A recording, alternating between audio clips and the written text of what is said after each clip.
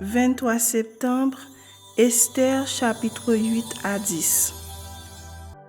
En ce même jour, le roi Assuérus donna à la reine Esther la maison d'Aman, l'ennemi des Juifs.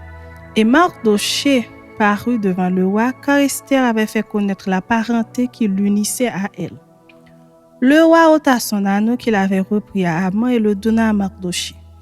Esther, de son côté, établit Mardochée sur la maison d'Aman. Puis Esther parla de nouveau en présence du roi. Elle se jeta à ses pieds, elle pleura, elle le supplia d'empêcher les effets de la méchanceté d'Aman, la Gagite et la réussite de ses projets contre les Juifs. Le roi tendit le sceptre d'or à Esther qui se releva et resta debout devant le roi. Elle dit alors, « Si le roi le trouve bon, et si j'ai trouvé grâce devant lui, si la chose paraît convenable au roi et si je suis agréable à ses yeux, qu'on écrive pour évoquer les lettres conçues par Aman, fils d'Ammédatha, la Gagite, et écrites par lui dans le but de faire périr les Juifs qui sont dans toutes les provinces du roi.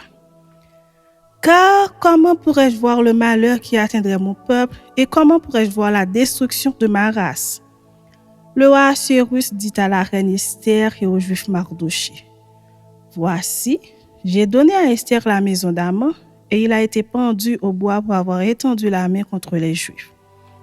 Écrivez donc en faveur des Juifs, comme il vous plaira, au nom du roi et scellé avec l'anneau du roi.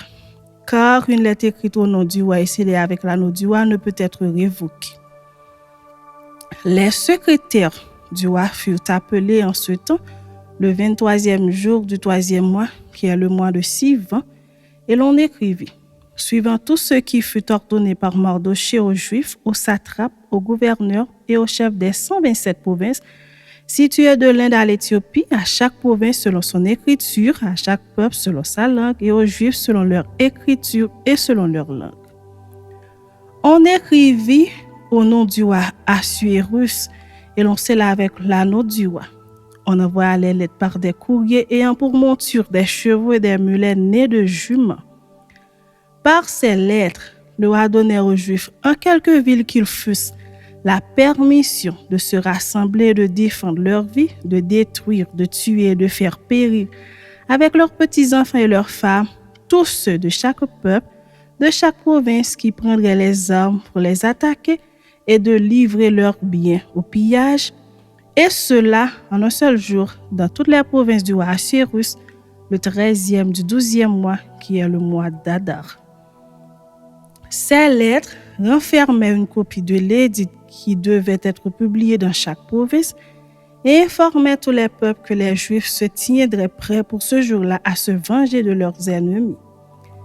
Les courriers montés sur des chevaux et des mulets partirent aussitôt et en toute hâte d'après l'ordre du roi.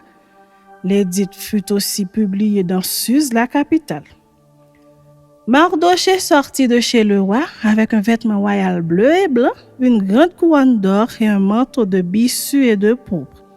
La ville de Suse poussait des cris et se réjouissait. Il n'y avait pour les Juifs que bonheur et joie, allégresse et gloire. Dans chaque province et dans chaque ville, partout où arrivait l'ordre du roi et son édit, il y eut parmi les Juifs de la joie et de l'allégresse, des festins et des fêtes. Et beaucoup de gens d'entre les peuples du pays se firent juifs, car la crainte des Juifs les avait saisis.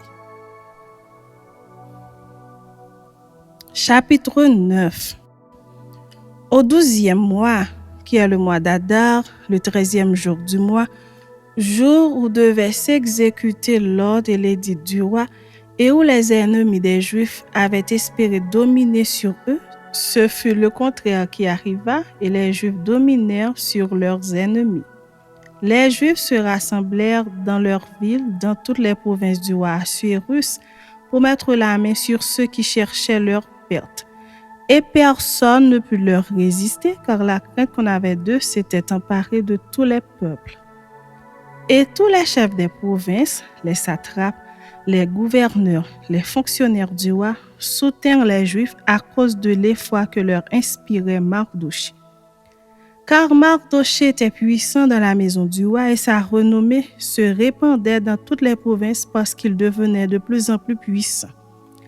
Les Juifs frappèrent à coups d'épée tous leurs ennemis, ils les tuèrent et les firent périr. Ils traitèrent comme il leur plut ceux qui leur étaient hostiles. Dans Suse, la capitale, les Juifs tuèrent et firent périr 500 hommes. Et ils égorgèrent Parchandata, Dalphon, Aspata, Porata, Adalia, Aridata, Parmashta, Arisaï, Aridaï et Vagezata, les 10 fils d'Aman, fils d'Amedata, l'ennemi des Juifs. Mais ils ne mirent pas la main au pillage. Ce jour-là, le nombre de ceux qui avaient été tués dans Suse, la capitale, parvint à la connaissance du roi. Et le roi dit à la reine Esther, « Les Juifs ont tué et fait périr dans Suse, la capitale, 500 hommes et les 10 fils d'Aman. Qu'auront-ils fait dans le reste des provinces du roi? Quelle est ta demande? Elle te sera accordée. Que désires-tu encore? Tu l'obtiendras. » Esther répondit, « Si le roi le trouve bon, qu'il soit permis aux Juifs qui sont à Suse d'agir encore demain selon le décret d'aujourd'hui et que l'on pende au bois les 10 fils d'Aman. » Et le roi ordonna de faire ainsi. L'édit fut publié dans Suse. On pendit les 10 fils d'Aman. Et les Juifs qui se trouvaient à Suse se rassemblèrent de nouveau le 14e jour du mois d'Adar et tuèrent dans Suse 300 hommes. Mais ils ne mirent pas la main au pillage. Les autres Juifs qui étaient dans les provinces du roi se rassemblèrent et défendirent leur vie. Ils se procurèrent du repos en se délivrant de leurs ennemis et ils tuèrent 75 000 de ceux qui leur étaient hostiles. Mais ils ne mirent pas la main au pillage. Ces choses arrivèrent le 13e jour du mois d'Adar. Les Juifs se reposèrent le 14e et ils en firent un jour de festin et de joie. Ceux qui se trouvaient à Suse s'étant rassemblés le 13e jour et le 14e jour se reposèrent le 15e et ils en firent un jour de festin et de joie. C'est pourquoi les Juifs de la campagne, qui habitent des villes sans murailles, font du 14e jour du mois d'Adar un jour de joie, de festin et de fête, où l'on s'envoie des portions les uns aux autres.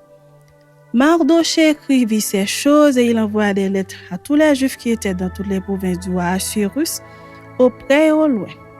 Il leur prescrivait de célébrer chaque année le 14e jour et le 15e jour du mois d'Adar, comme les jours où ils avaient obtenu du repos en se délivrant de leurs ennemis, de célébrer le mois où leur tristesse avait été changée en joie et leur désolation en jour de fête, et de faire de ces jours des jours de festin et de joie, où l'on s'envoie des portions les uns aux autres et où l'on distribue des dons aux indigents.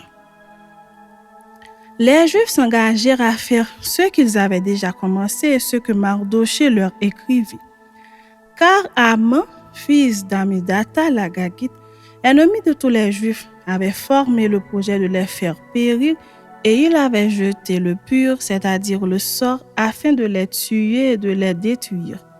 Mais Esther s'étant présentée devant le roi ordonna par écrit de faire retomber sur la tête d'Aman le méchant projet qu'il avait formé contre les Juifs et de le pendre au bois, lui et ses fils. C'est pourquoi on appela ces jours Purim du nom de Pur. D'après tout le contenu de cette lettre, d'après ce qu'ils avaient eux-mêmes vu et ce qui leur était arrivé, les Juifs prirent pour eux, pour leur postérité et pour tous ceux qui s'attacheraient à eux, la résolution et l'engagement irrévocable de célébrer chaque année ces 2 jours selon le mode prescrit et au temps fixé. Ces jours devaient être rappelés et célébrés de génération en génération, dans chaque famille, dans chaque province et dans chaque ville. Et ces jours de Purim ne devaient jamais être abolis au milieu des Juifs, ni le souvenir s'en effacer parmi leurs descendants. La reine Esther, fille d'Abishaïl, et le juif Mardochée écrivirent d'une manière pressante une seconde fois pour confirmer la lettre sur les Purim. On envoya des lettres à tous les Juifs dans les 127 provinces du roi Assuérus. Elles contenaient des paroles de paix et de fidélité pour prescrire ces jours de Purim au temps fixé, comme le juif Mardochée et la reine Esther les avaient établis pour eux, et comme ils les avaient établis pour eux-mêmes et pour leur postérité à l'occasion de leur jeûne et de leurs cris. Ainsi, l'ordre d'Esther confirma l'institution des Purim et cela fut écrit dans le livre. Chapitre 10. Le roi Assuérus imposa un tribut au pays et aux îles de la mer. Tous les faits concernant sa puissance et ses exploits et les détails sur la grandeur à laquelle le roi éleva Mardochée ne sont-ils pas écrits dans le livre des chroniques des rois des Mèdes et des Perses? Car le juif Mardochée était le premier après le roi Assuérus, considéré parmi les juifs et aimé de la multitude de ses frères. Il rechercha le bien de son peuple et parla pour le bonheur de toute sa race.